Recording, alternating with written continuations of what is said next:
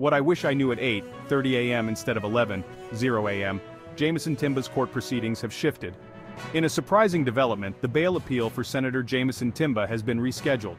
The case, involving Timba and 77 other activists, was initially set to appear in court at 11:00 a.m. However, proceedings began earlier at 8:30 a.m. The High Court has now set the bail appeal for tomorrow, July 11th, at 9:00 a.m. before Justice Mungwari.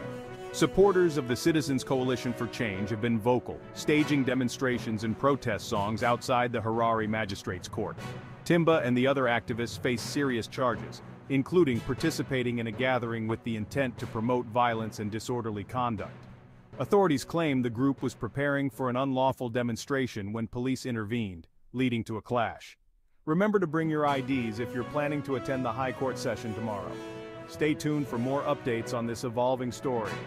This is a pivotal moment for Zimbabwean politics. We'll continue to bring you the latest developments.